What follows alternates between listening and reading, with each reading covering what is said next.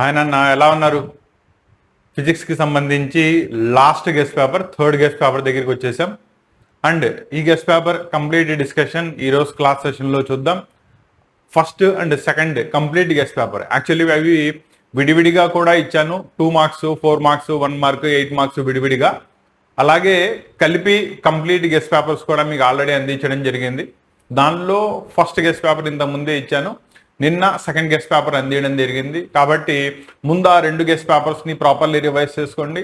And దానిలో సీక్వెన్స్లో భాగంగా ఈరోజు 3వ గెస్ట్ పేపరు.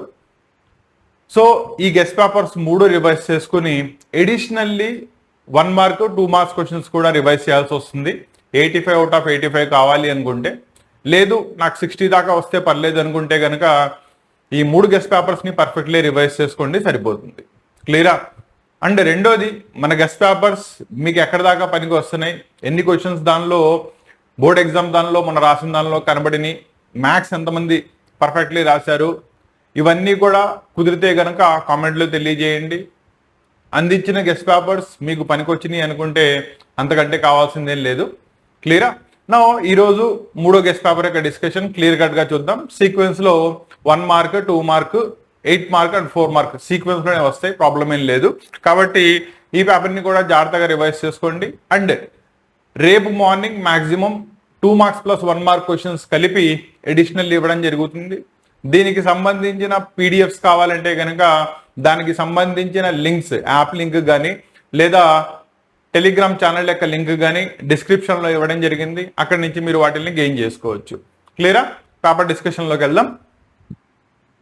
దీనిలో 1 by 1 చూసుకుంటారండి. ముందు 1 మార్క్ క్వశ్చన్స్ డిస్కస్ చేస్తున్నాం కాబట్టి ఫస్ట్ 1 మార్క్ క్వశ్చన్స్ కనుక చూసుకున్నట్టయితే first question, the unit of plane angle అంటే ప్లేన్ యాంగిల్ని దేనిలో మెజర్ చేస్తారు? యాక్చువల్లీ మనం యాంగిల్ని మెజర్ చేసేటప్పుడు 3 టైప్ ఆఫ్ స్కేల్స్ ఉంటాయి. సెక్సాడెసిమల్ స్కేల్, సెంటెసిమల్ స్కేల్, అలాగే రేడియన్ స్కేల్. మనం ప్లేన్ యాంగిల్ని ఫైండ్ అవుట్ చేసుకునేటప్పుడు దాన్ని ఎప్పుడూ కూడా రేడియన్స్ లో మెజర్ చేస్తారు. కాబట్టి ప్లేన్ యాంగిల్ యొక్క యూనిట్స్ వచ్చేటప్పటికల్లా రేడియన్స్. అండ్ క్లాసిఫికేషన్ చేసేటప్పుడు 180 degrees ని మనం పై రేడియన్స్ అంటాం. కాబట్టి 1 degree కరస్పాండ్స్ టు π/180 రేడియన్స్ కి సమానం అవుతుంది. దీన్ని జాగ్రత్తగా గుర్తుపెట్టుకోండి, ఓకేనా? అప్పుడప్పుడు మీకు 1 మార్క్ దానిలో డైరెక్ట్లీ బిట్ ఇవ్వడం కాకుండా సాల్వ్ చేయమని ఇస్తాడు కాబట్టి వాటిల్లో వీటిని గుర్తుపెట్టుకోవడం చాలా ఇంపార్టెంట్. క్లియరా? అలాగే సెకండ్ది, the angle made by the vector ఇచ్చేసాడు, that is I bar plus J bar with X axis find out చేయమన్నాడు. యాక్చువల్లీ మనకు తెలిసింది ఏంటంటే ఒక vector A is equal to A X I bar, A Y J bar, A Z K bar అని కనుక రాసినట్టయితే with respect to X axis అది చేసే యాంగిల్ని ఫైండ్ అవుట్ చేయాలి అంటే tan θ is equal to A Y divided by A X కి సమానం. ఇక్కడ ఏమీ లేదంటే ఇది 1 ఉన్నట్టే, ఇది 1 ఉన్నట్టే. 1/1 అంటే దట్ ఈస్ నథింగ్ బట్ 1 వస్తుంది. tan లో మనకి 1 వచ్చేటప్పటికల్లా 45 degrees దగ్గర tan 45 వాల్యూ 1. ఇది మనకు అందరికీ తెలుసు, 10th క్లాస్లోనే చదువుకున్నాం. కాబట్టి దేర్ ఫోర్ నీకు కావాల్సిన రిమైనింగ్ యాంగిల్ ఇక్కడ ఇట్ ఈస్ 45 degrees వస్తుంది. క్లియరా? Next, the vector with 0 magnitude ఏమంటారు? మనకు ఆల్రెడీ తెలిసిందే, దాన్నే మనం ఏమంటాం? నల్ వెక్టార్ అంటాం.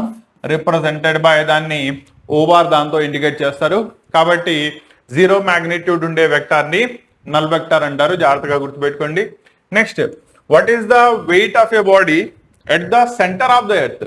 ఓకేనా? పాయింట్ జాగ్రత్తగా గుర్తుపెట్టుకోండి. ఇక మెయిన్ పాయింట్ ఏంటంటే centre of the earth. Generally మనం ఎర్త్ సర్ఫేస్ మీద దేనిదైనా బాడీ మీద impact of gravitational force, that is acceleration due to gravity, g మాట్లాడేటప్పుడు సెంటర్ నుంచి అది ఎంత దూరంలో ఉందో మాట్లాడతాం, దాన్నే ఆర్ అని అంటారు, అవునా? అండ్ ఫార్ములా వచ్చేటప్పటికల్లా మనకు ఆల్రెడీ తెలుసు, g is equal to GM by r square.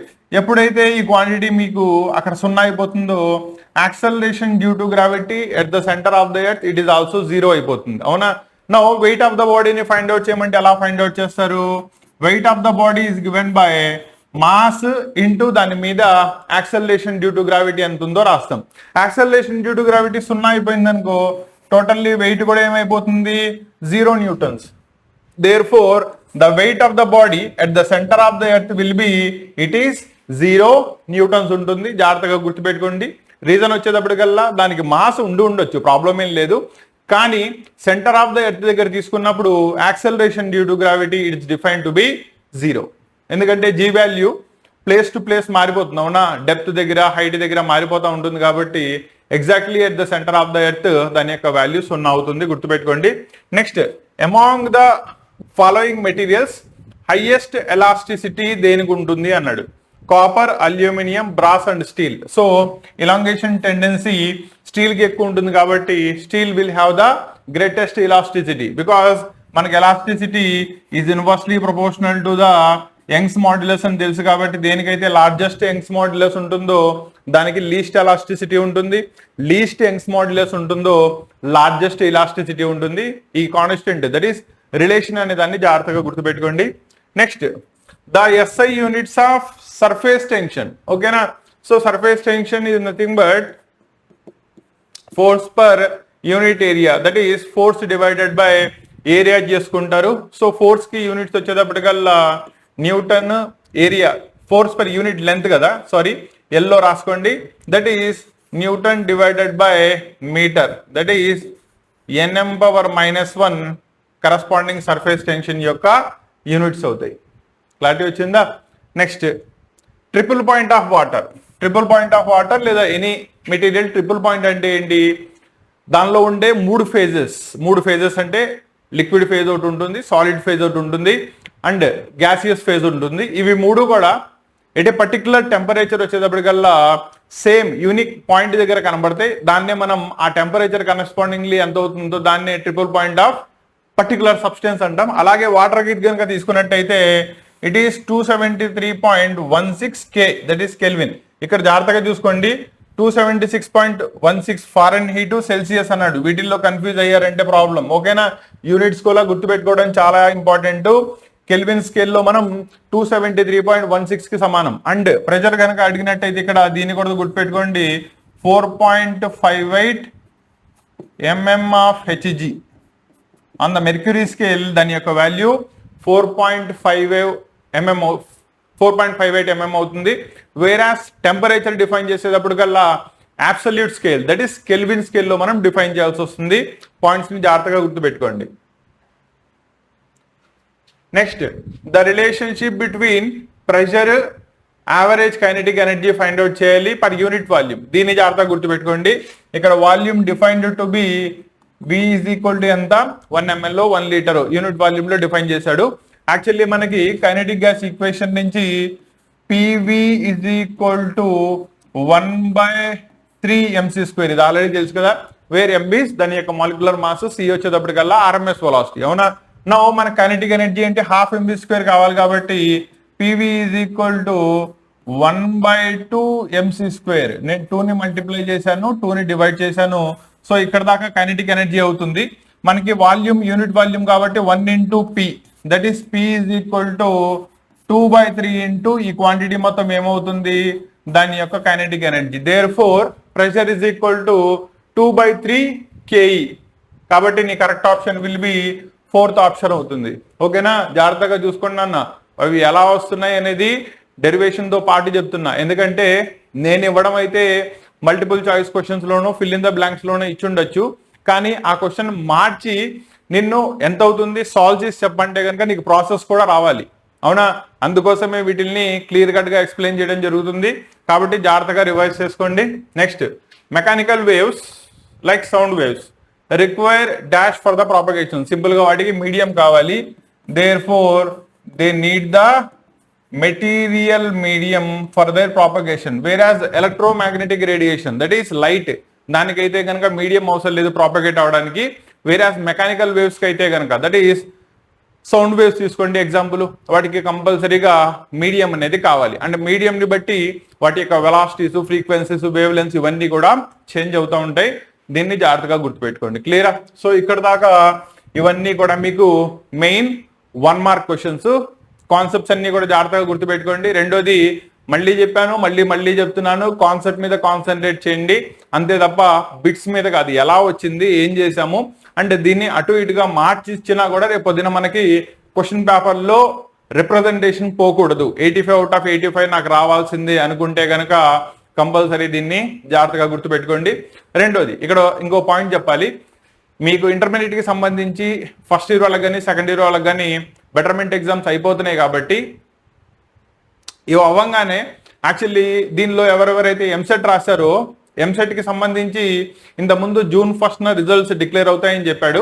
కానీ ప్రాబబ్లీ మీకు రిజల్ట్స్ వచ్చేటప్పటికల్లా 10వ తారీఖు తర్వాత మాత్రమే వచ్చే ఛాన్స్ ఉంది. బికాస్ సెకండ్ ఇయర్ వాళ్ళకి కూడా బెటర్మెంట్ ఉంది కాబట్టి మీకు 5వ తారీఖుతో ఎగ్జామ్స్ కంప్లీట్ అవుతున్నాయి సెకండ్ ఇయర్ వాళ్ళకి. అందువల్ల మీకు ఎంసెట్ యొక్క రిజల్ట్స్ని ఇంకొంచెం పోస్ట్పోన్ చేయడం జరిగింది. ఈ పాయింట్ ఒకటి జాగ్రత్తగా గుర్తుపెట్టుకోండి. రెండోది, సెకండ్ ఇయర్ వెళ్తాం కాబట్టి మాకు సెకండ్ ఇయర్కి రెగ్యులర్ క్లాసెస్ ఎప్పటి నుంచి స్టార్ట్ చేస్తారు సార్ అని చెప్పి చాలా మంది కామెంట్లు అడుగుతున్నారు. నాన్న మీకు second year both offline and online రెండు పద్ధతుల్లో కూడా క్లాసెస్ వచ్చేటప్పటికల్లా 15వ తేదీ నుంచి మోస్ట్ ప్రాబబ్లీ స్టార్ట్ అయ్యే ఛాన్స్ ఉంది. అండ్ వన్స్ ఆ డేట్ కన్ఫర్మ్ అయిన తర్వాత మీకు డెఫినెట్లీ ఇన్ఫార్మ్ చేస్తాను. కాబట్టి ఛానల్తో టచ్లో ఉండండి. క్లియరా? నెక్స్ట్ 2 మార్క్స్ క్వశ్చన్లోకి వెళ్దాం. 2 మార్క్స్ ఫస్ట్ క్వశ్చన్ వచ్చేటప్పటికల్లా distinguish between fundamental and derived units. మనకి యాక్చువల్లీ యూనిట్స్ అండ్ మెజర్మెంట్స్ దానిలో ఈ రెండు కాన్సెప్ట్స్ ఉన్నాయి. దానిలో ఫండమెంటల్ యూనిట్స్కి డిరైవ్డ్ యూనిట్స్కి మధ్యలో డిఫరెన్సెస్ అడిగాడు. ఫండమెంటల్ యూనిట్స్ అంటే ఏంటంటే which are the basic units from which other units can be derived. అర్థమైందా? సో ఏవేవైతే బేసిక్ ఉన్నాయో, ఎగ్జాంపుల్ మాస్ వచ్చేటప్పటికల్లా represented with M, length L, time T, ఇవన్నీ కూడా ఏమవుతాయి? ఫండమెంటల్ యూనిట్స్ అవుతాయి. అలా కాకుండా వెలాసిటీ కావాలి, distance divided by time. Distance అంటే length, that is L divided by time అంటే LT⁻⁻1. అవునా? అలా బేసిక్ క్వాంటిటీస్ వచ్చేటప్పటికల్లా మాస్, లెంత్, టైము ఈ మూడింటిని కనుక తీసుకున్నట్టయితే ఫండమెంటల్ యూనిట్స్ అంటే దాంట్లో velocity is equal to length divided by time, that is LT⁻⁻1. ఇటువంటి వాటిని ఏమంటారంటే డిరైవ్డ్ యూనిట్స్ అంటారు. బికాస్ ఫండమెంటల్ యూస్ చేసుకుని ఈ క్వాంటిటీస్ ని మనం డిరైవ్ చేసాం కాబట్టి. ఇది రెండింటికి మధ్యలో డిఫరెన్స్. దాని డెఫినేషన్ దీని డెఫినేషన్ రాసి రెండింటికి ఒక్కొక్క దానికి 2 ఎగ్జాంపుల్స్ రాయండి, సరిపోతుంది. Next, is it possible for a body to have acceleration but zero velocity? Velocity మాత్రం 0 ఉండాలి, కానీ దాని మీద యాక్సలరేషన్ అయితే ప్రొడ్యూస్ అవుతూ ఉండాలి. Yes, definitely possible. ఓకేనా? ఎగ్జాంపుల్, వర్టికల్లీ ప్రొజెక్టెడ్ బాడీని తీసుకోండి. ఒక బాడీని ఏం చేశారు? విత్ సర్టెన్ ఇనీషియల్ వెలాసిటీతో పైకి విసిరేశారు. అదేమవుతుంది? పైకి వెళ్ళి ఎట్ సమ్ పాయింట్ దగ్గర రిటర్న్ జర్నీని స్టార్ట్ చేస్తుంది. అవునా? కాబట్టి ఎప్పుడైతే అది మాక్సిమం హైట్ ని రీచ్ అవుతుందో ఈ మాక్సిమం హైట్ దగ్గర దాని యొక్క వెలాసిటీ 0, కాబట్టి వెలాసిటీ 0 అయిపోయింది. కానీ బాడీ రెస్ట్ లోకి వచ్చేసిందా? లేదు, మళ్ళీ రిటర్న్ జర్నీ స్టార్ట్ చేస్తుంది because acceleration due to gravity. So దాని మీద పనిచేసే acceleration is equal to it is G, 9.8 మీటర్/సెకండ్² అవుతుంది. సో ఈ పాయింట్ లో మీరు తీసుకున్నట్టయితే బాడీకి వెలాసిటీ 0 అయింది, కానీ it has acceleration. First example రాయొచ్చు. అలాగే ఒక పెండులం ని మనం ఆసిలేషన్స్ చేయడానికి వదిలినప్పుడు ఎక్స్ట్రీమ్ పొజిషన్స్ కి వెళ్ళినప్పుడు ఈ ఎక్స్ట్రీమ్ పొజిషన్స్ రెండింటి చోట కూడా దాని యొక్క వెలాసిటీ 0 అవుతుంది. ఇలా వెళ్ళి రెస్ట్ లోకి వచ్చేసి మళ్ళీ అది రిటర్న్ వస్తుంది. అవునా? కానీ దానిలో రిటర్న్ వచ్చేటప్పుడు రిటార్డేషన్ ఫోర్స్ పనిచేస్తూ ఉంటుంది and hence it has acceleration పనిచేస్తూ ఉంటుంది. కాబట్టి ఆ ఎక్స్ట్రీమ్ పాయింట్స్ దగ్గర దాని వెలాసిటీ అయితే 0 అవుతుంది, కానీ ఇట్ హ్యాస్ యాక్సలరేషన్. కాబట్టి అటువంటి కేసులో కూడా వెలాసిటీ 0 అయింది, యాక్సలరేషన్ ఉంది అని చెప్పొచ్చు. కాబట్టి వర్టికల్లీ ప్రొజెక్టెడ్ బాడీకి ఆసిలేషన్స్ చేస్తున్న సింపుల్ పెండలంకి రెండింటికి మనం ఎగ్జాంపుల్స్ కిందకి డిఫైన్ చేయొచ్చు. నెక్స్ట్, PQ రెండు ఇచ్చేసాడు. మ్యాగ్నిట్యూడ్ ఆఫ్ P+Q, అసలు ముందు P+Q ఎంతో కనుక్కోండి, తర్వాత మ్యాగ్నిట్యూడ్ అంటే దానికి మాడ్యులస్ అప్లై చేయండి. సో P+Q అప్లై చేసి ఎంత అవుతుంది? 2 + 4 that is 6i, 4 + 4 that is 8j, 14 + 10 that is nothing but 24k. Now modulus of P+Q is equal to corresponding quantity square అవుతాయి, దట్ ఈస్ 6², 8² ప్లస్ 24². 6² అంటే 36, ఇదో 64 ప్లస్ 2 కలిపితే 100 అయిపోతుంది. ఇది వచ్చేటప్పటికల్లా 576. సో ఓవరాల్గా రూట్లో 676 వస్తుంది. దానిలో పర్టికులర్ వాల్యూ ఏదైతే పర్ఫెక్ట్ స్క్వేర్ అవుతుందో దాన్ని బయటికి తీసుకురండి, దాని యొక్క మ్యాగ్నిట్యూడ్ వచ్చేస్తుంది. క్లారిటీ వచ్చిందా? అలా మీకు 2 వెక్టార్స్ ఇచ్చేసి వాటి యొక్క సమ్ చేయడమో, వాటి యొక్క ప్రొడక్ట్ చేయడమో, లేదా వాటి యొక్క సబ్ట్రాక్షన్ చేయడమో, వాటిల్లో మ్యాగ్నిట్యూడ్ని కనుక ఫైండ్ అవుట్ చేయమంటే జస్ట్ వచ్చిన వెక్టార్ దానికి magnitude nothing but modulus apply చేయండి, సరిపోతుంది. క్లియరా? నెక్స్ట్ 13th క్వశ్చన్ చూడండి. What is inertia? ఇనర్షియా అంటే ఏంటి? Inertia is nothing but the tendency of a system to undergo continuous motion are to stay at continuous rest.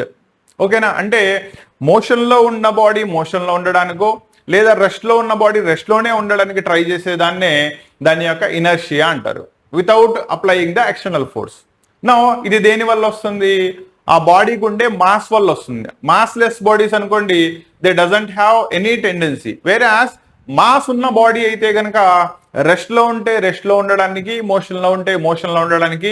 మళ్ళీ దానిలో కూడా 3 types ఉంటాయి. ఇనర్షియా ఆఫ్ డైరెక్షన్ ఉంటుంది, ఇనర్షియా ఆఫ్ రెస్ట్ ఉంటుంది, inertia of motion ఉంటుంది. కాబట్టి ఇక్కడ అడిగిన క్వశ్చన్లో ఇనర్షియాని డిఫైన్ చేయమంటే the resistance or reluctance of a body to change its corresponding current position, that is rest or motion. And దాని యొక్క మెజర్ని చెప్పమంటే దాని యొక్క మెజర్ ఎప్పుడో వచ్చేటప్పటికల్లా mass, because inertia is directly proportional to mass అవుతుంది. కాబట్టి greater the mass greater be the inertia అవుతుంది.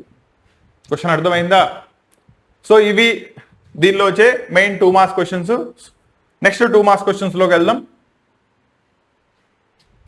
State the relationship between kinetic energy and momentum. ఓకేనా? జాగ్రత్తగా చూసుకోండి. మనకి కైనెటిక్ ఎనర్జీ అంటే KE is equal to ½ mv², వేరాస్ mass into velocity చేస్తే వచ్చేదాన్ని ఏమంటారు? మొమెంటమ్ అంటారు. కాబట్టి ఇక్కడ స్క్వేర్ రూట్లో నేను మొమెంటమ్ని సబ్స్టిట్యూట్ చేయాలంటే m కూడా స్క్వేర్ ఉంది కాబట్టి దీన్ని స్క్వేర్ చేసి డివైడెడ్ బై m చేస్తున్నాను. న్యూమరేటర్లో ఈ మొత్తాన్ని కలిపి హోల్ స్క్వేర్ రాస్తే ½ m into v, that is nothing but p² divided by m అవుతుంది. క్రాస్ మల్టిప్లికేషన్ కనుక చేసినట్టయితే p² is equal to 2m into kinetic energy, square వెళ్ళిపోతే square root of 2 into mass of the particle into దాని యొక్క kinetic energy దానికి సమానం. Therefore ఇదే momentum కి kinetic energy of the particle కి మధ్యలో రిలేషన్ అవుతుంది. క్లారిటీ వచ్చిందా? సింపుల్ కాన్సెప్ట్, ఏం లేదు. మొమెంటమ్ అంటే ఏంటి, కైనెటిక్ ఎనర్జీ ఏంటి తెలిసి ఉండాలి. మాస్ ఇంటూ వెలాసిటీ చేస్తే వచ్చేదాన్ని మొమెంటమ్ అంటారు. వేరాస్ ½ mv² చేస్తే వచ్చేదాన్ని కైనెటిక్ ఎనర్జీ అంటారు. ఆ mv² ని mvలోకి కన్వర్ట్ చేయండి, మీకు డైరెక్ట్లీ రిలేషన్ వచ్చేస్తుంది. క్లియరా? సో ఇది 14th question. Next, is it necessary that mass should be present at the centre of mass of any system? Give an example. అంటే నువ్వు ఏ సిస్టమ్ తీసుకున్నా కూడా దాని యొక్క మాస్ అనేది ఎప్పుడు కూడా సెంటర్ ఆఫ్ మాస్ దగ్గర ప్రజెంట్ అయి ఉండాలా? అవసరంలా. ఓకేనా? ఫర్ అన్ ఎగ్జాంపుల్ రింగ్ తీసుకోండి. It is a 2-dimensional quantity. నా దీని యొక్క సెంటర్ ఆఫ్ మాస్ ఎక్కడ ఉంటుంది? మధ్యలో. కానీ అక్కడ ఆ రింగ్ యొక్క మెటీరియల్ ఏమైనా ఉందా? దాని యొక్క మాస్ ఏమైనా ఉందా? లేదు. మాస్ అక్కడ అంతా కూడా ఎక్కడ ఉంది? చుట్టూ డిస్ట్రిబ్యూట్ చేయబడింది. అవునా? సో దీని యొక్క మాస్ అంతా కూడా ఎక్కడ లొకేట్ అయిపడింది? సెంటర్ దగ్గర. అలాగే ట్రయాంగిల్ కనుక తీసుకున్నారనుకోండి, ఈక్విలేటరల్ ట్రయాంగిల్లో దాని యొక్క టోటల్ మాస్ అంతా కూడా సెంటరాయిడ్ దగ్గర ఫిక్స్ చేయబడి ఉంటుంది. వేరాస్ టోటల్ యాక్చువల్ మాస్ వచ్చేటప్పటికల్లా అలాంగ్ ఇట్స్ సైడ్స్ డిస్ట్రిబ్యూట్ చేయబడి ఉంటుంది.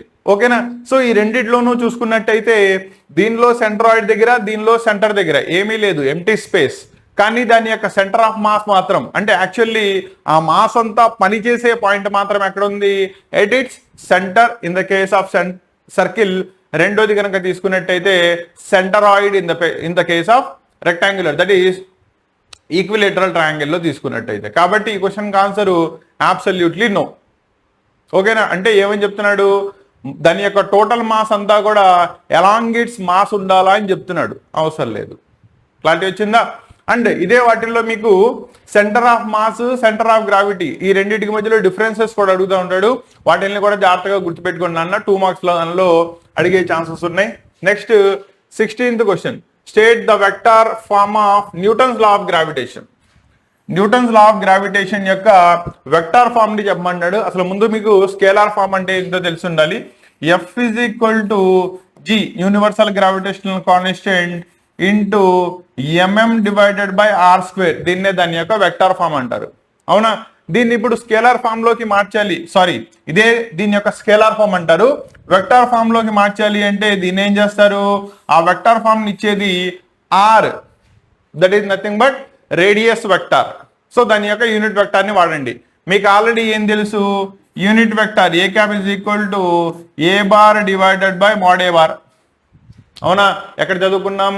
మోషన్ ఇన్ ఏ ప్లేన్, దానిలో మనం వెక్టార్స్ గురించి డిస్కస్ చేసాం. సో దీన్ని తీసుకెళ్ళి అక్కడ సబ్స్టిట్యూట్ చేసుకున్నట్టయితే F is equal to G into m m divided by, ఇక్కడ ఆల్రెడీ స్క్వేర్ ఉంది, మళ్ళీ ఆర్ వస్తుంది కాబట్టి ఇక్కడ టోటల్లీ ఆర్ క్యూబ్ అవుతుంది. ఇక్కడ దాని యొక్క కరస్పాండింగ్ వెక్టార్ ఫామ్ వస్తుంది. దాన్నే vector form of universal law of gravitation అంటారు. ఓకేనా? కొన్నిసార్లు మీకు ఆర్ క్యాప్ అని రాసి వదిలేసిన మార్క్స్ ఇస్తాడు, కానీ ఎందుకు మార్క్స్ లాస్ అవ్వడం? కాబట్టి కంప్లీట్లీ దాని యొక్క వెక్టార్ రిప్రజెంటేషన్ లో పూర్తిగా కంప్లీట్ చేసి చెప్పండి, సో దట్ మీకు ఫుల్ మార్క్స్ పడతాయి. క్లియరా? ఇది 16th question. Next 17th one. State the units and dimensions of stress. Stress అంటే force per unit area, that is newton per metre square, NM power -2. Simple గా దాన్నే మనం పాస్కల్స్ అంటాం కాబట్టి ఇవి రెండు కూడా దాని యొక్క కరస్పాండింగ్ యూనిట్స్ అవుతాయి. అండ్ డైమెన్షన్స్ ని డిరైవ్ చేయమన్నాడు. సో మీకు ఆల్రెడీ తెలుసు newton divided by metre square. Newton వచ్చేటప్పటికల్లా ఫోర్స్ యొక్క units, that is mass into acceleration. Mass వచ్చేటప్పటికల్లా M, acceleration that is displacement divided by T square, that is L divided by T square divided by, ఇక్కడ వచ్చేటప్పటికల్లా correspondingly metre, that is ఏరియాలో రాసాం కదా, corresponding metre square అంటే it is also the length square అవుతుంది. So ఇది పైకి వెళ్ళిపోతే M L power -1 T power -2, అది దాని యొక్క కరస్పాండింగ్ డైమెన్షనల్ ఫార్ములా అవుతుంది ఫర్ ద స్ట్రెస్ అనే క్వాంటిటీ దానికి. క్లియరా? Next 18th question. What is Magnus effect? ఓకేనా? మెకానికల్ ప్రాపర్టీస్ ఆఫ్ సాలిడ్స్ లో one of the important question Magnus effect. దీనిలో ఏం జరుగుతుందంటే ఎనీ స్పెరికల్ బాడీస్ ఆసిలేట్ అవుతున్నప్పుడు, తిరుగుతున్నప్పుడు, అది దాని యొక్క line of action, that is axis of rotation కి పర్పెండిక్యులర్ డైరెక్షన్ లో due to difference in pressure, పైన ప్రెజర్ తక్కువగాను కింద ప్రెజర్ ఎక్కువగాను ఉండడం వల్ల it will experiences a dynamic lift, పైకి లిఫ్ట్ చేయబడుతుంది. ఇదే ఫినామినా మీద బేస్ అయ్యి మనం డైనమిక్ లిఫ్ట్ అనే కాన్సెప్ట్ యూజ్ చేసి ఏరోప్లేన్ ని కన్స్ట్రక్ట్ చేస్తాం.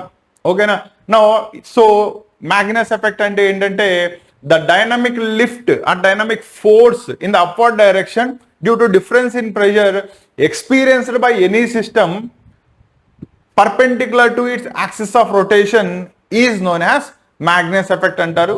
దీనికి మీకు ఆల్రెడీ ఎగ్జాంపుల్ చెప్పాను కదా, ఎగ్జాంపుల్ని రాయండి సరిపోతుంది. క్లియరా? ఎన్నోది 18th అయిపోయింది కాబట్టి 19th, that is Wien's displacement law. Wien's displacement law అనేది యాక్చువల్లీ ప్లాంక్స్ క్వాంటమ్ థియరీలో వన్ ఆఫ్ ద పార్ట్ అనమాట.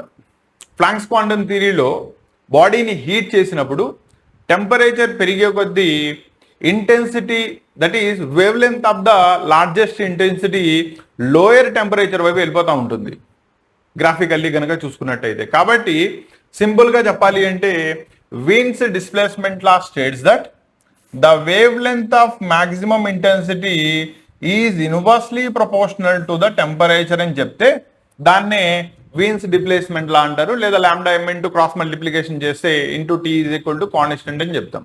ఓకేనా? నా ఇది మనకి ఎక్కడ పనికి వస్తుంది అంటే it is a part of Planck's quantum theory, that is black body radiation ని ఎక్స్ప్లెయిన్ చేసేటప్పుడు ప్లాంక్స్ క్వాంటమ్ థియరీలో దాని నుంచి డిరైవ్ చేసుకున్న క్వాంటిటీస్ లో వీన్స్ డిస్ప్లేస్మెంట్ లా ఒకటి. క్లియరా? Next one 19th 20th. For a solid what is the total energy of the oscillator? Okay, oscillator అన్నాడు కానీ whether it is a single oscillator, that is ఒక పార్టికల్ ఉందా లేదా one mode of particles ఉన్నాయో చెప్పలేదు. Actually మీకు latest take single particle కనుక తీసుకున్నట్టయితే total energy of the oscillator is given by 3 into R into T. Where R is universal gaseous constant, that is దాని యొక్క value 8.314 joule per kelvin per mole ఉంటుంది. And T వచ్చేటప్పటికల్లా absolute temperature kelvin స్కేల్లో convert చేసి చెప్పాలి. ఇది 1 mole of particles కి. అదే సింగిల్ పార్టికల్ కి కనుక చేసినట్టయితే దీన్ని డివైడెడ్ బై అవగాడ్రోస్ నెంబర్ చేయాలి కాబట్టి it is 3 kb into T అవుతుంది. kb is nothing but Boltzmann constant. ఓకేనా, మీకు ఆసిలేటర్ అని చెప్పి సింగిల్ గా వదిలేసినట్టయితే రెండు ఎక్స్ప్రెషన్స్ రాయండి. రాసేటప్పుడు ఫర్ 1 మోల్ ఆఫ్ పార్టికల్స్ అయితే ఇది, ఫర్ ఏ సింగిల్ పార్టికల్ అయితే ఇది అని రాయండి. ఇక్కడ ఆర్ అంటే యూనివర్సల్ గ్యాసియస్ కాన్స్టెంట్, ఇక్కడ కేబీ వచ్చేటప్పటికల్లా బోల్ట్జ్మాన్ కాన్స్టెంట్ అవుతుంది. ఆర్ అనేదాన్ని అవగాడ్రో నెంబర్ తో డివైడ్ చేసుకుంటే కేబీ వస్తుందని చెప్పండి. 2 మార్క్స్ కి 2 మార్క్స్ పడిపోతాయి. క్లియరా? Next define mean free path. So mean free path వచ్చేటప్పటికల్లా కైనెటిక్ థియరీ ఆఫ్ గ్యాసెస్ లో వస్తుంది. కైనెటిక్ థియరీ ఆఫ్ గ్యాసెస్ లో కొలిజన్ థియరీ ప్రకారం ఏమని చెప్తుందంటే గ్యాసియస్ మాలిక్యూల్స్ కంటిన్యూస్లీ ఒకదాంతో ఒకటి కొలైడ్ అవుతూ ఉంటాయి. ఒక కొలిజన్ చేసి రెండో కొలిజన్ కి వెళ్ళేటప్పటికల్లా మధ్యలో ఆ particle certain amount of distance ని ట్రావెల్ చేయాలి. ఆ యావరేజ్ డిస్టెన్స్ ఏదైతే ఉంటుందో దాన్ని మీన్ ఫ్రీ పాత్ అంటారు. సో డెఫినేషన్ వచ్చేటప్పటికల్లా it is the average distance travelled by a body or a particle between 2 successive collisions. ఒక కొలిజన్ అయిపోయిన తర్వాత రెండో కొలిజన్ చేసే ముందు అది ట్రావెల్ చేసే డిస్టెన్స్ ని మనం మీన్ ఫ్రీ పాత్ అంటారు. దీన్ని జనరల్లీ మనం లాంబ్డాతో లిప్టిగేట్ చేస్తాం. And mean free path lambda is given by 1/√2 pi n into d square. ఇది దాని యొక్క ఎక్స్ప్రెషన్. వేర్ √2 కాన్స్టెంట్, పై వచ్చేటప్పటికల్లా 3.14 ఆ 22/7 ఇది మనకు ఆల్రెడీ తెలుసు. n వచ్చేటప్పటికల్లా number of particles present per unit volume. అది 1 సెంటీమీటర్ క్యూబ్ అవ్వచ్చు, మీటర్ క్యూబ్ అవ్వచ్చు, లీటర్ అవ్వచ్చు, డిపెండ్స్ అపాన్ ద యూనిట్స్ మీద డిపెండ్ అయి ఉంటుంది. డి వచ్చేటప్పటికల్లా it is diameter of the particle. మనం పార్టికల్ ని స్పెరికల్ షేప్ లో ఊహించుకుంటాం కాబట్టి దాని యొక్క డయామీటర్ నే చెప్తాం. అవి కనుక ఇచ్చినట్టయితే సబ్స్టిట్యూట్ చేసుకుంటే మీకు డైరెక్ట్లీ మీన్ ఫ్రీ పాత్ వచ్చేస్తుంది. సో మీన్ ఫ్రీ పాత్ అంటే డెఫినేషన్ రాసి ఎక్స్ప్రెషన్ రాసి దానిలో టర్మ్స్ ఏమవుతాయో ఎక్స్ప్లెయిన్ చేయండి, సరిపోతుంది. ఓకేనా? Next 22 can a simple pendulum be used in the artificial satellite why. ఇది ఆల్రెడీ మీకు ఫస్ట్ గెస్ట్ పేపర్ లో కూడా ఇచ్చాను, మళ్ళీ వచ్చింది. ఆర్టిఫిషియల్ శాటిలైట్ లో సింపుల్ పెండులం ని వాడొచ్చా?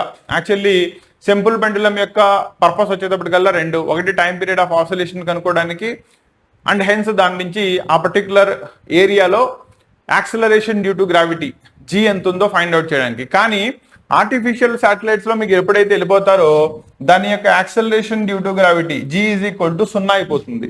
ఓకేనా?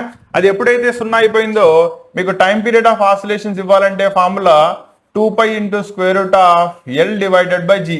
ఎల్ వచ్చేటప్పటికల్లా లెంత్ ఆఫ్ ద స్ట్రింగ్, ఎక్కడి నుంచి అయితే పెండులం సస్పెండ్ చేయబడిందో ఆ పెండులం యొక్క సెంటర్ నుంచి ఆ పాయింట్ దాకా ఉండే డిస్టెన్స్, ఇది మారదు. జీ వచ్చేటప్పటికల్లా దానిలో 0 అయిపోతుంది కాబట్టి ఎనీథింగ్ డివైడెడ్ బై 0 అన్డిఫైన్డ్ అయిపోతుంది. అంటే ఏంటి?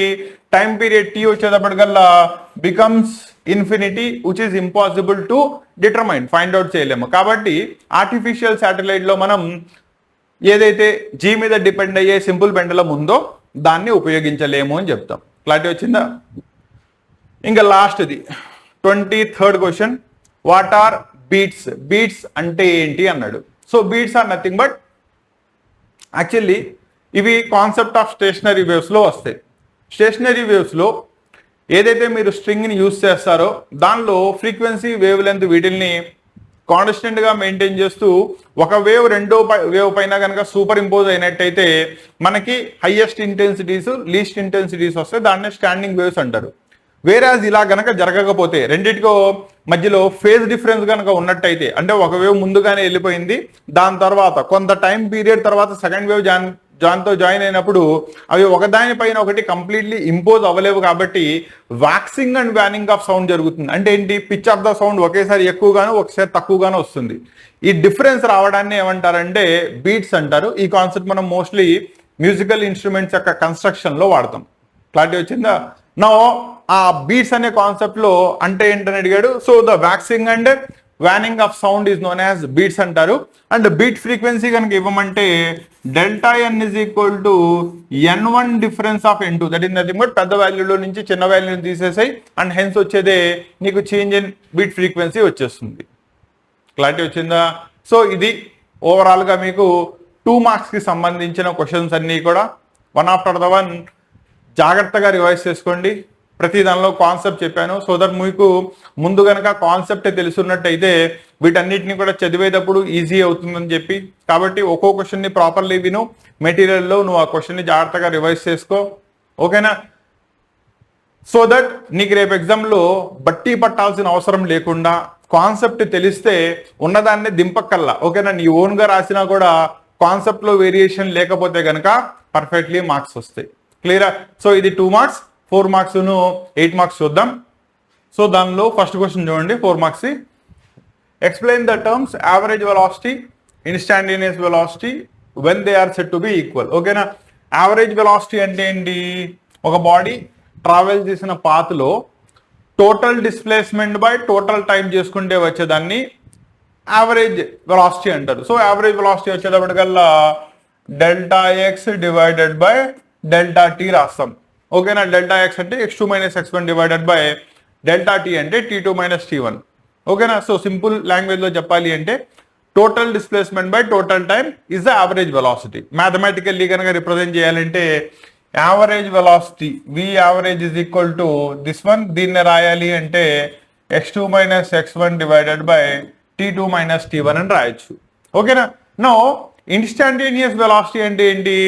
టోటల్ అది చేసిన జర్నీలో ఎట్ ఏ పర్టికులర్ టైం కనుక తీసుకున్నట్టయితే దాని యొక్క డిస్ప్లేస్మెంట్ ఎంత అయితే ఉంటుందో ఆ డిస్ప్లేస్మెంట్ బై టైం తీసుకుంటే కనుక దాన్ని ఇన్స్టాంటేనియస్ వెలాసిటీ అంటారు. సో ఇన్స్టాంటేనియస్ వెలాసిటీలో డెల్టా టీ వాల్యూ ఏమైంది? ఒక ఫిక్స్డ్ పాయింట్కి వచ్చేసింది కాబట్టి ఇట్ రీచెస్ టు బి 0. కాబట్టి ఇక్కడ limit delta T tends to 0. ఎందుకు టెన్స్ టు 0 రాశారో అర్థమైందా? Because t2 minus t1 వచ్చేటప్పటికల్లా same టైంలో చెప్పేయాలి కాబట్టి it becomes 0.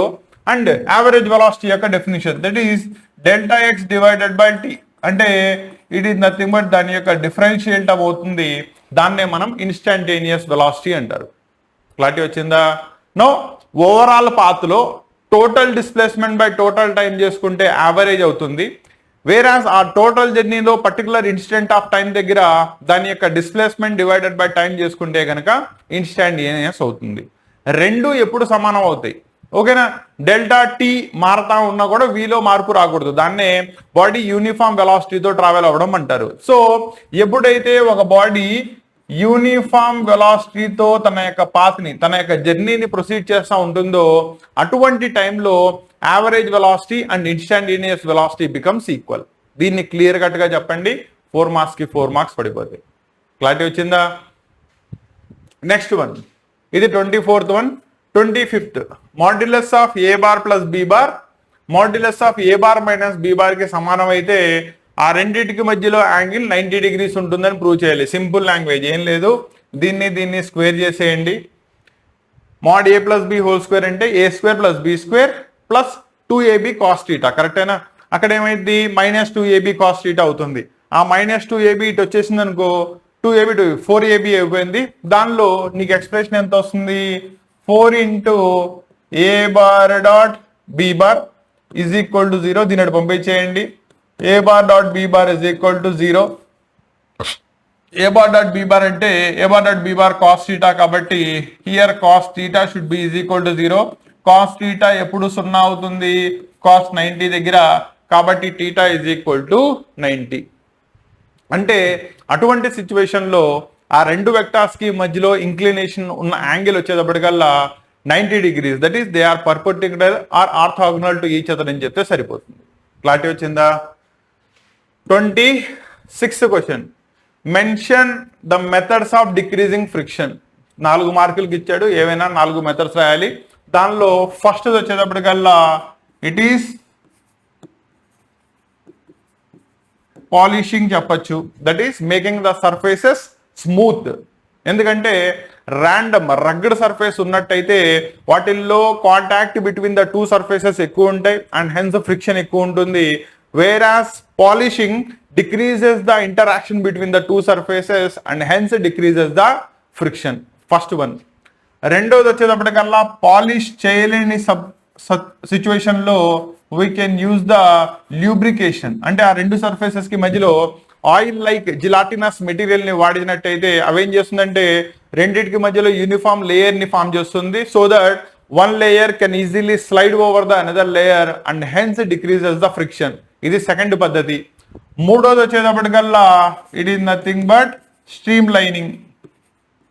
That is surfaces ని ఇలా కోనికల్ షేప్ లో తయారు చేస్తాం. డైనమిక్ లిఫ్ట్, ఏరోప్లేన్ యొక్క వింగ్స్ యొక్క కన్స్ట్రక్షన్ లో దీన్ని అబ్జర్వ్ చేస్తారు. బెర్నౌల్లిస్ థియరం ని ఎలా యూటిలైజ్ చేస్తామో ఇది మూడోది. అలాగే స్లైడింగ్ ఫ్రిక్షన్ కంటే కూడా, స్టాటిక్ ఫ్రిక్షన్ కంటే కూడా రోలింగ్ ఫ్రిక్షన్ వచ్చేటప్పటికల్లా లీస్ట్ లో ఉంటుంది. కాబట్టి మనం ఆ రోలింగ్ ఫ్రిక్షన్ కావాలి అంటే బాల్ బేరింగ్స్ ని యూజ్ చేయొచ్చు. కాబట్టి usage of the ball bearings, ఇవన్నీ కూడా methods to decrease the friction. నీకు 4 మార్కులకి ఇచ్చాడు కాబట్టి ఒక్కొక్క పాయింట్ అండ్ దానికి సంబంధించిన ఎక్స్ప్లెనేషన్ ఏదైతే చెప్పానో పక్కన మెన్షన్ చేయి. 4 మార్క్స్ కి 4 మార్క్స్ పడిపోతాయి. క్లియరా? Next one, 27th question. Distinguish between centre of mass, centre of gravity. ఇందాకడే సెంటర్ ఆఫ్ మాస్ యొక్క క్వశ్చన్ ని సాల్వ్ చేస్తూ చెప్పాను. ఇది అవునా కంపల్సరీ వస్తుందని ఇదిగోని కనబడింది. రెండింటికి మధ్యలో డిఫరెన్సెస్ రాయమన్నాడు. ఓకేనా? సింపుల్ గా డెఫినేషన్ రాయండి. ఒకటి, centre of mass, it is the imaginary point where the total mass of the system is to be concentrated. Whereas gravity where its complete weight to be concentrated. Weight మీ అంటే MG అనేది పనిచేస్తూ ఉంటుంది కాబట్టి centre of gravity అవుతుంది. Only mass కనుక తీసుకున్నట్టయితే centre of mass ఉంటుంది.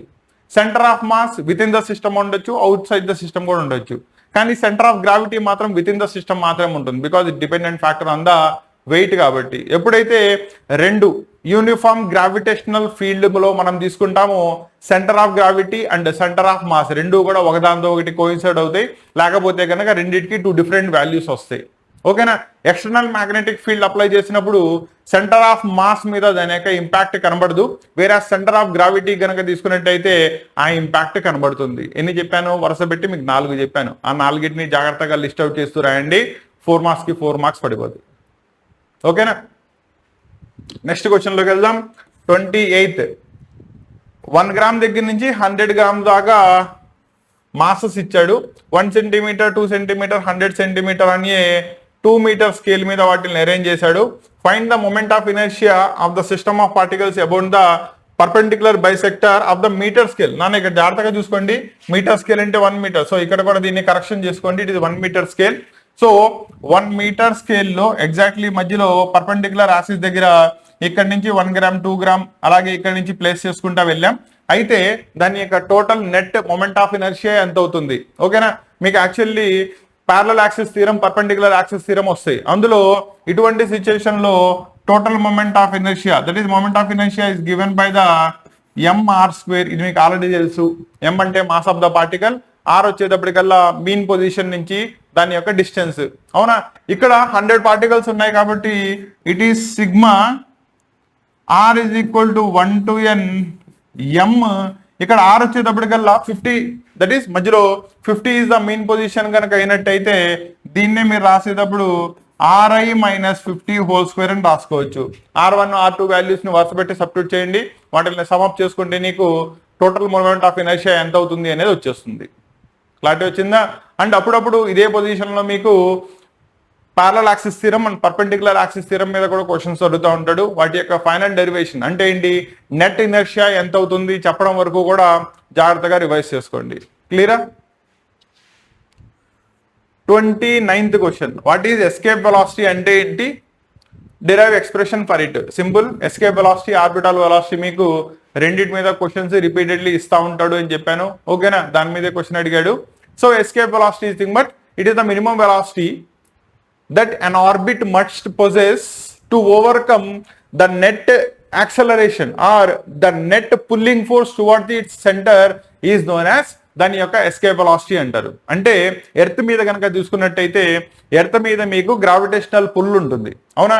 కాబట్టి నేను ఏదైతే రాకెట్ లేదా ఏదైనా సెలెస్టియల్ బాడీని ఒక పర్టికులర్ ఆర్బిట్ లో నేను తీసుకెళ్లి ప్లేస్ చేయాలో ముందు ఇది ఏం చేయాలి, ఈ ఎర్త్ గ్రావిటేషనల్ పుల్ ని ఓవర్కమ్ చేయాలి. సో ఎంత ఫోర్స్ అయితే వెనక్కి లాగుతుందో అంతే ఫోర్స్ తో నేను దాన్ని బయటికి తోసినట్టయితే అప్పుడు దాని యొక్క ఎస్కేప్ వెలాసిటీ అంటారు. ఓకేనా? అండ్ ఎస్కేప్ అయిన తర్వాత ఎంత వెలాసిటీతో రివాల్వ్ అవ్వాలి, అక్కడే తిరగాలంటే దాన్ని ఆర్బిటాల్ వెలాసిటీ అంటారు. నో ఆ ఎస్కేప్ వెలాసిటీ యొక్క ఫార్ములా కనుక కావాలంటే is equal to √2 × g × r. Where g is the acceleration due to gravity approximately 10 metre per second square లో తీసుకుంటాం. అండ్ ఆర్ వచ్చేటప్పటికల్లా దాని యొక్క డిస్టెన్స్ ఎంత డిస్టెన్స్ దాన్ని ఎస్కేప్ చేయాలి అనుకుంటున్నాం. సింపుల్ గా అదర్ లాంగ్వేజ్ లో చెప్పాలంటే సర్ఫేస్ దగ్గర నుంచి సెంటర్ ఆఫ్ గ్రావిటీకి ఎంత డిస్టెన్స్ లో ఉంది, that is nothing but radius of the earth కి సమానం. ఓకేనా. అండ్ ఫర్ ఎర్త్ కనుక తీసుకున్నట్టయితే దీని value about 11.2 kilometre per second square లో ఉంటుంది. దీన్ని జాగ్రత్తగా సెకండ్ దట్ ఈస్ వెలాసిటీ కాబట్టి. వేరాజ్ ఆర్బిటల్ వెలాసిటీ కనుక తీసుకున్నట్టయితే v0 స్క్వేర్ రూట్ ఆఫ్ 2 తీసేయండి, g ఇంటూ ఆర్ దానికి సమానం. అండ్ దీని యొక్క value approximately 7.58 kilometre per second ఉంటుంది. ఈ రెండింటి యొక్క వాల్యూస్ కూడా గుర్తుపెట్టుకోండి, అప్పుడప్పుడు బిట్స్ లో క్వశ్చన్ అడుగుతూ ఉంటాడు. డెరివేషన్ చేయాలి అంటే ఎలా డిరైవ్ చేస్తారంటే సింపుల్ గా చెప్పాలంటే గ్రావిటేషనల్ వైపు లాక్కునే పొటెన్షియల్ ఎనర్జీ అవుట్ సైడ్ ఎంత అయితే వెళ్ళాలో దాని యొక్క కైనెటిక్ ఎనర్జీ ½ mv² దానికి సమానం. రెండిట్లో క్యాన్సిల్ చేయండి, ½ mv² నుంచి నీకు కావాల్సిన వెలాసిటీ వచ్చేస్తుంది. అది ఆర్బిట్ అయ్యేటప్పుడు అయితే ఆర్బిటల్ వెలాసిటీకి సమానం, ఎస్కేప్ అయ్యేటప్పుడు అయితే ఎస్కేప్ వెలాసిటీకి సమానం. జాగ్రత్తగా చూసుకోండి, సరిపోతుంది. క్లియరా? సో దాని యొక్క ఎక్స్ప్రెషన్ తో పాటు చెప్పాను. అలాగే 30th question, if an iron wire stretched by 1% అంట. ఓకేనా. స్ట్రెచ్డ్ బై 1% అంటే change in the length by original length is equal ఎంత 1%, that is 1 divided by 100, that is 0.01 కి సమానం. అయితే దాని యొక్క స్ట్రెయిన్ ఆఫ్ ద వైర్ ని ఫైండ్ అవుట్ చేయమన్నాడు. స్ట్రెయిన్ అంటే ఏంటి? Longitudinal variation in the length by ఇదే కదా, సో యాక్చువల్ బై అబ్జర్వ్డ్ కాబట్టి మీకు వాల్యూ డైరెక్ట్లీ వచ్చేస్తుంది. So strain is also 0.01 units ఉండవు, ఎందుకంటే రెండు కూడా లెంత్లే కాబట్టి ఒకదాంతో ఒకటి క్యాన్సిల్ అయిపోతాయి. ఇట్ హ్యాస్ నో యూనిట్స్ అని మెన్షన్ చేయండి, 4/4 మార్క్స్ పడతాయి.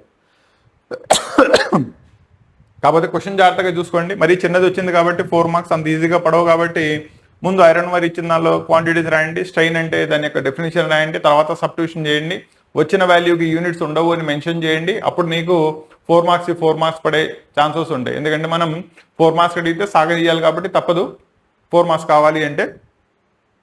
Next, explain dynamic lift. Dynamic lift అంటే ఏంటి? It is the force experienced from high pressure zone to the low pressure zone due to variation in the velocities when the corresponding particle is moving through the fluid medium, liquid మీడియంలో travel అవుతూ ఉంటాయి. మళ్ళీ చెప్తున్నాను, ఏదైనా particle liquid మీడియంలో travel అవుతుంది అనుకోండి, అప్పుడు పైన వెలాసిటీ ఎక్కువ ఉండడం, కింద వెలాసిటీ తక్కువ ఉండడం. వేరేలా చెప్పాలి అంటే పైన లో ప్రెషర్, కింద హై ప్రెషర్, ఇలా ఉండడం వల్ల ఇదేం చేస్తుందంటే నెట్ అప్వర్డ్ ఫోర్స్ ని ఎక్స్పీరియన్స్ చేస్తుంది. దాన్నే మనం డైనమిక్ లిఫ్ట్ అంటారు. ఎక్కడ పనిచేస్తుంది? వింగ్స్, దట్ ఈస్ ఏరోప్లేన్ యొక్క వింగ్స్ యొక్క కన్స్ట్రక్షన్ లో పనికి వస్తుంది. అవునా? అవి చూడడానికి ఎలా ఉంటాయి? ఇలా ఉంటాయి, వి షేప్ లో. అప్పుడు ఏమవుతుంది? పైన వెలాసిటీ ఆఫ్ ద మీడియం, కింద వెలాసిటీ ఆఫ్ ద మీడియంతో తక్కువ ఉంటుంది. కాబట్టి పైన నీకు లో pressure zone, high pressure zone, and ఇది లిఫ్ట్ అవ్వడానికి, ఏరోప్లేన్ ఎగరడానికి పనికి వస్తుంది.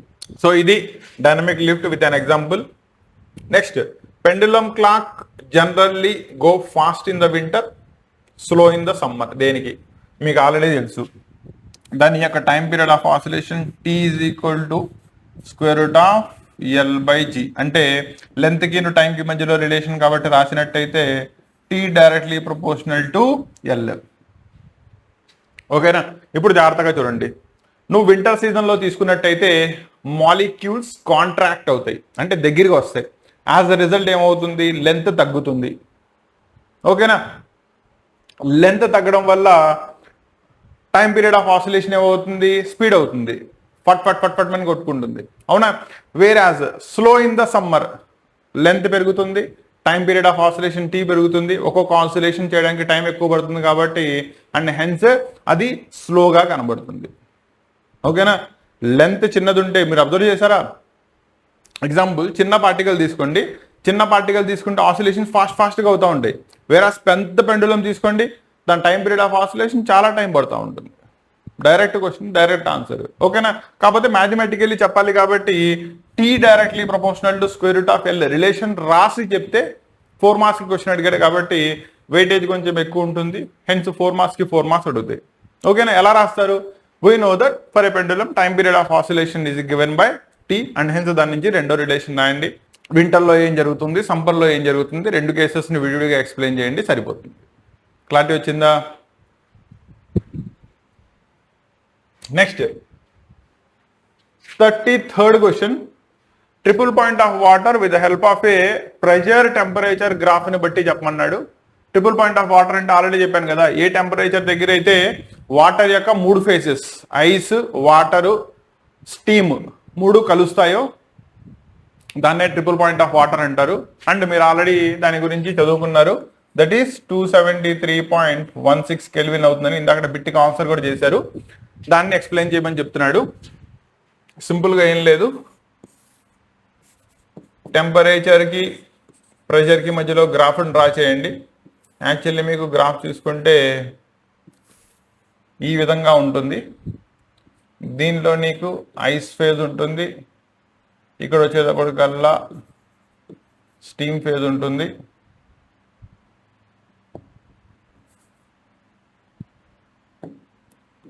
ఇది ఐస్ ఫేజ్, ఇది వచ్చేటప్పటికల్లా వాటర్ లిక్విడ్ ఫేజ్. కాబట్టి ఇది వాటర్ యొక్క లిక్విడ్ ఫేజ్, ఇది వచ్చేటప్పటికల్లా వేపర్ ఫేజ్, ఇది వచ్చేటప్పటికల్లా దాని యొక్క సాలిడ్ ఫేజ్.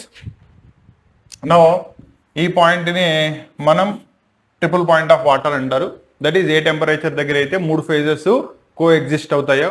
దీని యొక్క value 273.16 kelvin at a pressure of 4.58 mm of HG pressure దగ్గర. ఇది కూడా గుర్తుపెట్టుకోవాలి. రెండోది, దీనిలో కనుక పేరు పెట్టినట్టయితే కర్వ్స్కి దీన్ని ఏ, దీన్ని బి, దీన్ని సి అంటారు. అండ్ దీనిలో కనుక తీసుకున్నట్టయితే వాటరు వేపరు కనబడుతుంది కాబట్టి దీన్ని మనం స్టీమ్ లైన్ అంటాం. వేరే ఇక్కడ ఐస్కిను వాటర్కి మధ్యలో కనబడుతుంది కాబట్టి దీన్ని ఐస్ లైన్ అంటారు. ఇక్కడ సాలిడ్ డైరెక్ట్లీ గ్యాస్ కిందకి మారిపోయింది కాబట్టి దీన్ని సబ్లిమేషన్ లైన్ అంటారు. కాబట్టి మూడింటికి మధ్యలో ఏ ఫేజెస్ కి మధ్యలో ఈక్విలిబ్రియం కనబడుతుంది. And hence triple point of water ఎంత, ఏ టెంపరేచర్ దగ్గర, ఏ ప్రెషర్ దగ్గర కనబడుతుంది, కరెక్ట్గా 4 పాయింట్స్లో ఎక్స్ప్లెయిన్ చేయండి, ఫుల్ మార్క్స్ పడిపోతాయి. అండ్ గ్రాఫ్ డ్రా చేయడం అయితే కంపల్సరీ, ఎందుకంటే వాడు అడిగాడు కాబట్టి. ఓకేనా? టెంపరేచర్ ప్రెషర్ గ్రాఫ్ తీసుకుని ఎక్స్ప్లెయిన్ చేయమన్నాడు కాబట్టి గ్రాఫికల్ రిప్రజెంటేషన్ కూడా జాగ్రత్తగా ఇంపార్టెంట్ గా చూసుకోండి. క్లియరా? నెక్స్ట్ వన్, 4 మాలిక్యూల్స్ స్పీడ్స్ 1, 2, 3, 4 ఇచ్చేసాడు kilometres per second. RMS speed ని కనుక్కోవాలి. యాక్చువల్లీ ఆర్ఎంఎస్ అంటే రూట్ మీన్ స్క్వేర్, పేరులోనే ఉంది చూడండి. రూట్ మీన్ స్క్వేర్ అంటే రూట్ రాయాలి, మీన్ కట్టే ముందు స్క్వేర్ చేయాలి. కాబట్టి ఫస్ట్ ఇది v1 square, v2 square, v3 square, v4 square. Total number of particles 4 ఉన్నాయి కాబట్టి 4 మీన్. అంటే నీకు సింపుల్ గా వాల్యూ ఎంత అవుతుంది? 1 స్క్వేర్ అంటే 1, 2 స్క్వేర్ అంటే 4, 3 స్క్వేర్ అంటే 9, 4 స్క్వేర్ అంటే 16 డివైడెడ్ బై 4. సో ఓవరాల్ గా తీసుకున్నట్టయితే 16, 20 ప్లస్ 30 అయింది కదా. సో 30 డివైడెడ్ బై 4, ఇందులో 2 టైమ్స్, ఇందులో 15 times, that is nothing but square root of 15/2. Same units వస్తాయి కాబట్టి కిలోమీటర్స్ పర్ సెకండ్ ఈజ్ దాని యొక్క ఆర్ఎంఎస్ స్పీడ్ అవుతుంది. ఇక్కడ పాయింట్ గుర్తుపెట్టుకోండి. నీ కనుక ఆన్సర్లో బ్రాకెట్లో √15 వాల్యూ, √2 వాల్యూ కనుక ఇచ్చినట్టయితే సబ్స్టిట్యూట్ చేసి డెసిమల్లో కన్వర్ట్ చేయి, లేకపోతే అలాగే వదిలేసే సరిపోతుంది. క్లియరా? ఇది మీకు 34th క్వశ్చన్. అండ్ ఇంకా 35th question, explain the modes of vibration of an air column in an open pipe అంట. ఓకేనా? సో ఓపెన్ పైప్ లో ఫైండ్ అవుట్ చేయమని చెప్తున్నాడు. సో ఓపెన్ పైప్ లో కావాలి అంటే ముందు నువ్వు కన్స్ట్రక్షన్ చూసుకోవాలి. కన్స్ట్రక్షన్ ఎలా ఉంటుందో జాగ్రత్తగా చూసుకోండి. దీనిలో ఓపెన్ పైపు సేమ్ లెంత్ ఉన్నదాన్ని తీసుకుంటాం, వరుస పెట్టి బోత్ సైడ్స్ కనుక 2 ఓపెన్ ఎండ్స్ ఉంటే దాన్ని ఓపెన్ పైప్ అంటారు. ఫస్ట్ దానిలో వచ్చేటప్పటికల్లా ఇక్కడ పాయింట్ ఎప్పుడు గుర్తుపెట్టుకోండి, ఓపెన్ ఎండ్ దగ్గర యాంటీనోడ్ యొక్క ఫార్మేషన్ జరుగుతుంది. కాబట్టి మనం స్టార్ట్ చేయడమే యాంటీనోడ్ తో ఫామ్ అవ్వాలి. కాబట్టి ఫస్ట్ దానిలో సిచ్యువేషన్ వచ్చేటప్పుడు ఇలా వస్తుంది.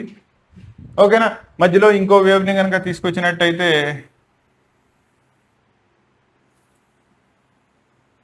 ఇది సెకండ్ కేస్.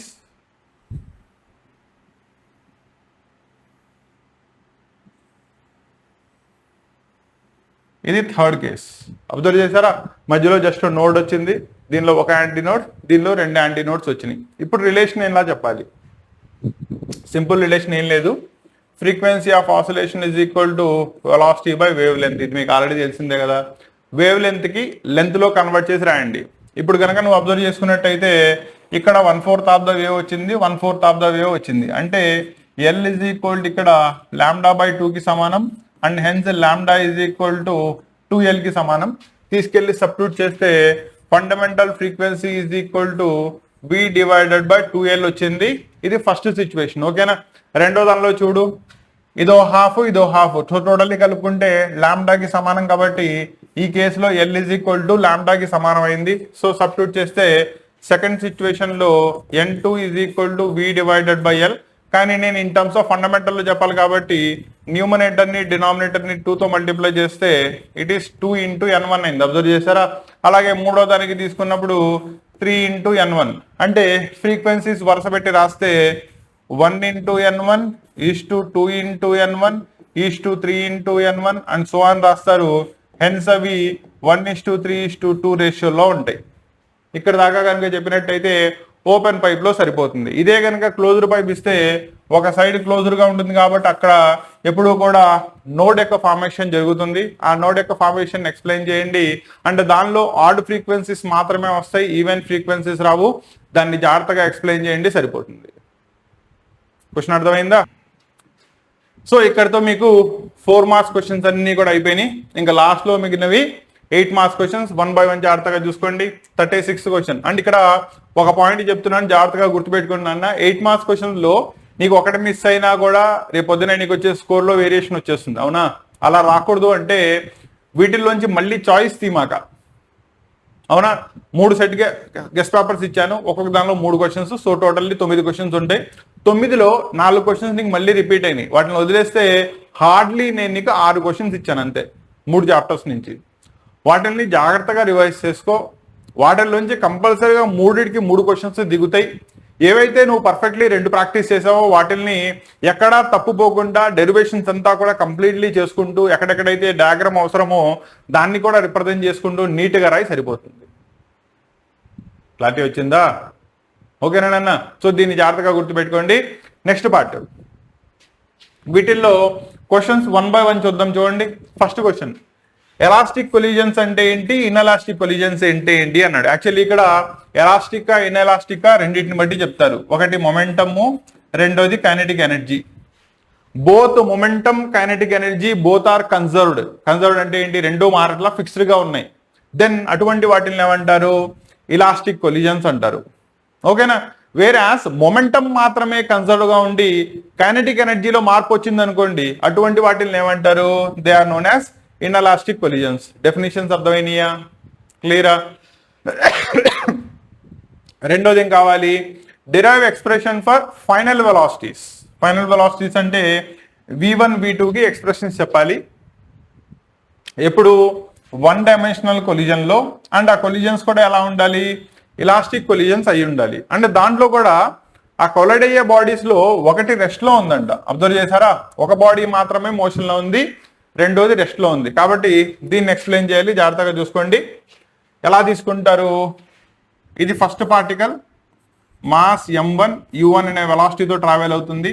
ఇంకో బాడీ ఉంది మాస్ M2, దాని యొక్క ఇనీషియల్ వెలాసిటీ U2 మాత్రం 0లో ఉంది అనుకోండి. ఇప్పుడు వచ్చి ఇది దీన్ని కొలైడ్ అయింది. యాక్చువల్లీ ఇలా లీనియర్ పాత్ లో వెళ్ళాలి. క్లియరా? కానీ రెస్ట్ లో బాడీని ఎప్పుడైతే కొలైడ్ అవుతుందో, కొలిజన్ అయిపోయిన తర్వాత ఒక బాడీ ఇటు వెళ్ళిపోతే ఒక బాడీ ఇటు వెళ్ళిపోతుంది. అవునా? నో, ఇటుపక్క M1 అనే బాడీ వస్తే దాని యొక్క వెలాసిటీ V1 అనుకోండి. అప్పుడు రెండో బాడీ ఆటోమేటికల్లీ ఇటు వెళ్ళిపోయింది విత్ ఏ వెలాసిటీ V2. అవునా? అండ్ ఇక్కడ జాగ్రత్తగా గుర్తుపెట్టుకుంటే ఇది ఎంత యాంగిల్లో అయితే డీవియేట్ అవుతుందో దీని యొక్క యాంగిల్ ఆఫ్ డీవియేషన్ కూడా అంతే ఉంటుంది. దీన్ని జాగ్రత్తగా గుర్తుపెట్టుకోండి. ఏది, లీనియర్ పొజిషన్ నుంచి 1 డైమెన్షనల్ కొలిజన్ అని చెప్తున్నాడు కదా. క్లియరా? నౌ ఇప్పుడు ఆ ఫైనల్ వెలాసిటీస్ కి మధ్యలో ఎక్స్ప్రెషన్ చెప్పాలంటే మళ్ళీ క్వశ్చన్లోకి వెళ్ళినట్టు ఇక్కడ మీకు 2 పాయింట్స్ కనమండి. ఒకటి, ఈ కొలిజన్ వచ్చేటప్పటికల్లా ఎలాస్టిక్ కొలిజన్ అయి ఉండాలి. ఎలాస్టిక్ అంటే మొమెంటమ్ కైనెటిక్ ఎనర్జీ రెండూ కన్జర్వ్ అయి ఉండాలి. అంటే దాని మీనింగ్ ఏంటి, మొమెంటమ్ కన్జర్వ్ అని తీసుకుంటే M1 U1 plus M2 U2 is equal to m1 v1 plus m2 v2.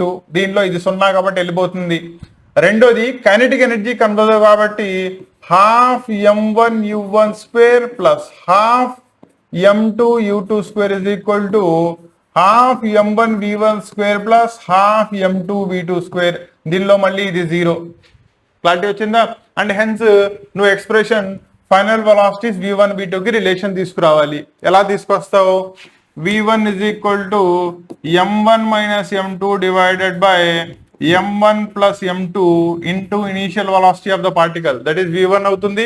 Whereas final velocity of the second body is equal to 2m1 m2 divided by m1 plus m2 into initial velocity of the first body u1 దానికి సమానం. ఇక్కడ దాకా derive చేయి. 8 marks కి 8 marks పడిపోతాయి. And diagram వేయడం మాత్రం compulsory మర్చిపోమాగా. క్లియరా? అండ్ ఏవేవైతే నీకు పాయింట్స్ చెప్పానో అవన్నీ కూడా రిప్రజెంట్ చేసుకుంటూ రై, ఎందుకంటే 8 మార్క్స్ రావాలి కదా. క్లారిటీ వచ్చిందా? Next one, obtain expression for work done by an ideal gas. Isothermal దానికి వర్క్ డన్ చెప్పాలి, ఎడియాబాటిక్ దానికి కూడా వర్క్ డన్ చెప్పమన్నాడు. ఓకేనా? సో ముందు డెఫినేషన్స్ రాయాలి. ఐసోథర్మల్ ప్రాసెస్ అంటే ఏంటి?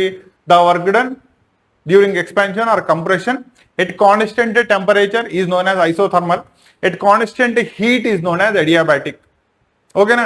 దానిలో ఒక సిస్టమ్ v1 దగ్గర నుంచి v2 అనే ఫైనల్ వాల్యూమ్ కి కనుక ఎక్స్పాన్షన్ అయినప్పుడు from A pressure of p1 దగ్గర నుంచి p2 దాని యొక్క work done w is equal to 2.303 nRT log v2 by v1 in terms of volume లో కనుక రాసినట్టయితే 2.303 nRT log p1 divided by p2, because boils లా ప్రకారం pv is equal to constant or inversely proportional కాబట్టి expression మారిపోతుంది.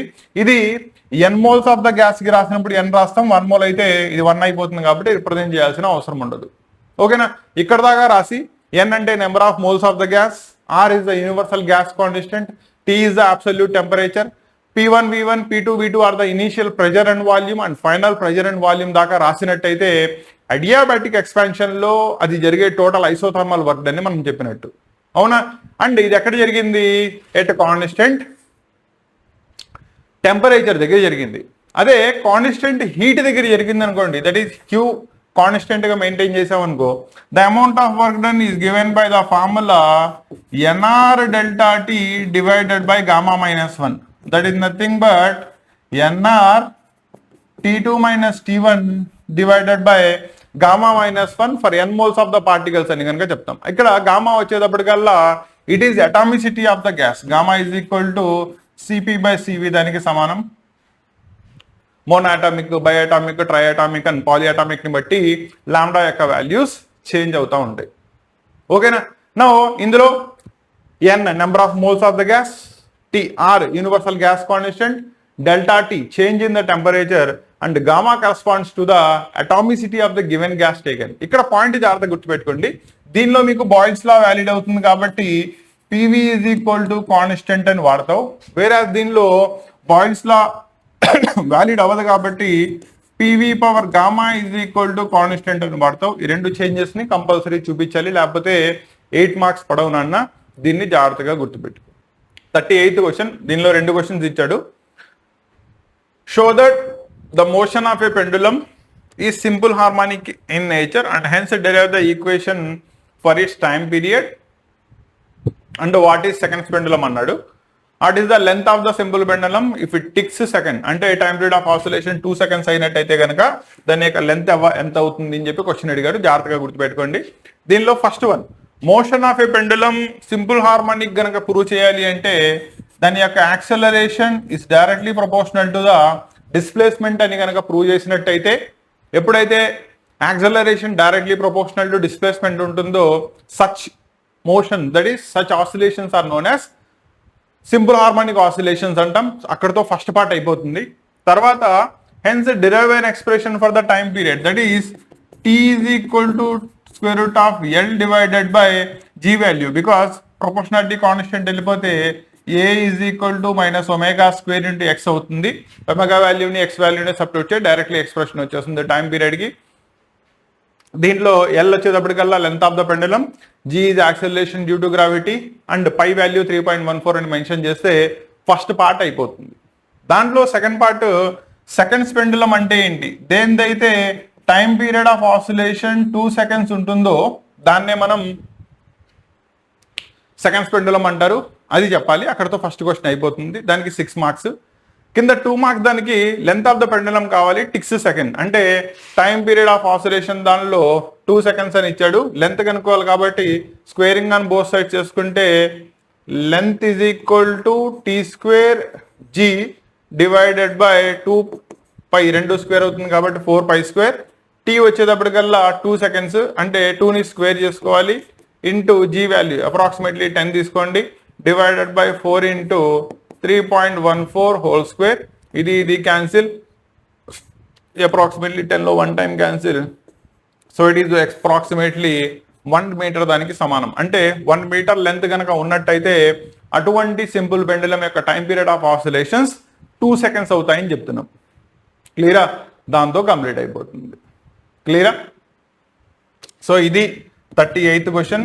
దీంతో totally third guess paper discussion ఎక్స్ప్లెనేషన్తో పాటు ఏది ఎలా రాయాలి, ఎంత రాయాలి, ఎక్కడెక్కడ దేనికి హైలైట్ చేయాలి, ఎక్కడెక్కడ టర్మ్స్ని ఎక్స్ప్లెయిన్ చేయాలి, ఇవన్నీ రాశాను. ఫిజిక్స్లో వచ్చేటప్పటికల్లా ఏంటంటే 3 parts మెయిన్ అనమాట. ఫిజికల్ క్వాంటిటీస్ రాస్తున్నప్పుడు వాడు అడిగినా అడగకపోయినా దాని యొక్క యూనిట్స్ ఏంటి, దాని యొక్క ఫార్ములా ఏంటి, దానిలో ఉండే టర్మ్స్ ఏంటి మెన్షన్ చేయడం చాలా ఇంపార్టెంట్. ఎక్కడెక్కడైతే మనం సబ్స్టిట్యూషన్ చేసామో పక్కన సిన్స్లో జస్ట్ లైక్ ద మ్యాథమెటిక్స్ ఫార్ములాని రిప్రజెంట్ చేయడం చాలా ఇంపార్టెంట్. మూడోది వచ్చేటప్పటికల్లా ఎక్కడెక్కడైతే మనకి గ్రాఫ్స్ కానీ లేదా డయాగ్రామ్స్ కానీ వర్కింగ్ని కానీ వీటిని కానీ ఎక్స్ప్లెయిన్ చేసేది అవసరమో వాటిని కంపల్సరీగా మెన్షన్ చేయాలి. ఎగ్జాంపుల్ చూసుకున్నట్టయితే ఇక్కడ 8 marks దానిలో ఎలాస్టిక్ ఇన్ఎలాస్టిక్ మొలిజన్లో రెస్ట్లో ఉన్న బాడీని సెకండ్ బాడీ కొలైడ్ చేసింది, దానికి రఫ్ డయాగ్రామ్ వేయడం చాలా ఇంపార్టెంట్. అలాగే expression for work done, that is container తీసుకుని దాని యొక్క వాల్యూమ్స్లో ఎంత వేరియేషన్ ఉంటాయి డయాగ్రమాటికల్లీ చూపించడం చాలా ఇంపార్టెంట్. అలాగే సింపుల్ పెండులం ఆసిలేషన్స్ చేస్తున్నప్పుడు దాని మీద దాని యొక్క వెయిట్ ఎంజీ అనేది ఎలా రిజాల్వ్ అవుతుంది, MG sine theta, MG cos theta, దాని యొక్క డయాగ్రామ్ డ్రా చేయడం చాలా ఇంపార్టెంట్. ఇలా డ్రా చేసి ప్రాపర్లీ రిప్రజెంట్ చేస్తేనే నీకు సెంట్ మార్క్స్ 85 దాకా రీచ్ అయ్యే ఛాన్సెస్ ఉంటాయి. లేకపోతే కనుక మొన్న మార్చిలో ఎగ్జామ్ దానిలో మార్క్స్ లాస్ అయి ఉంటే కనుక మళ్ళీ అదే జరుగుతుంది. సో ఇది జరగకూడదు అనుకుంటే కనుక నువ్వు ఫైనల్ రివిజన్లో ఉన్నావు కాబట్టి వాటన్నిటిని కవర్ చేసుకుంటూ వెళ్ళు. ఈ క్వశ్చన్ పేపర్కి సంబంధించిన పీడిఎఫ్స్ అన్నీ కూడా మీకు లింక్స్ డిస్క్రిప్షన్లో ఇచ్చాను, టెలిగ్రామ్ ఛానల్ యొక్క లింక్స్ ఇచ్చాను. అక్కడ నుంచి మీరు పీడిఎఫ్స్ని డౌన్లోడ్ చేసుకోండి. ఫిజికల్లీ కావాలి అంటే కనుక వాటి నుంచి మీ రివిజన్ని ముందుకు తీసుకెళ్ళండి. ఇవి థర్డ్ గెస్ పేపర్, 3 గెస్ పేపర్లు కంప్లీట్ ఇచ్చేసాను. ప్రాపర్లీ రివైజ్ చేసుకోండి. ఇవి చదువుకుంటే 60+ దాకా స్కోర్ అయితే గెయిన్ చేసుకోవచ్చు. 85 out of 85 కావాలి అంటారా, నీకు చాయిస్ లేని part, that is 1 mark 2 marks additional questions కూడా చదువుకోవాలి. కాబట్టి దానికి సంబంధించిన 1 mark 2 mark యొక్క ఫైనల్ గెస్ పేపర్ని మీకు రేపిస్తాను. దాన్ని జాగ్రత్తగా రివైజ్ చేసుకోండి. ఓకేనా? సో ఇది ఫిజిక్స్కి సంబంధించిన ఫైనల్ గెస్ పేపర్ యొక్క రివిజన్. నెక్స్ట్ క్లాస్లో మళ్ళీ కలుస్తాను.